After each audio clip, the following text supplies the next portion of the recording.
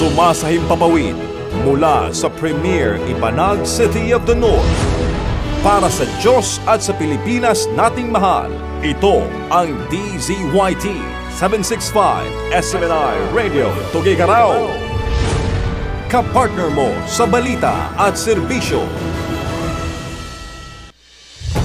Mga balita, impormasyon, serbisyo at inspirasyon dito lang sa DZYT 765 SMNR Radio Tuguegarao. SMNR Radio News Blast.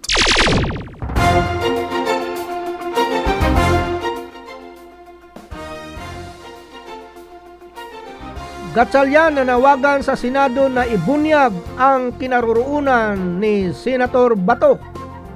Nanawagan si Sherwin Gatchalian sa buong liderato ng Senado na linawin sa publiko kung nasaan si Senator Ronald Bato de la Rosa matapos lumabas ang mga ulat na nakalabas umano ito sa Senado kasunod ng kaguluhan noong Miyerkules ng gabi.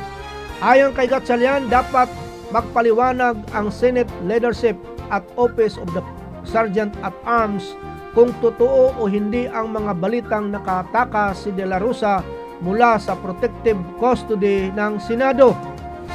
May mga ulat na nagsasabing nakalabas umano ang senador bandang alas 2 ng madaling araw ng Huwebes at sinasabing sakay ng sasakyan ni Senator Robin Padilla.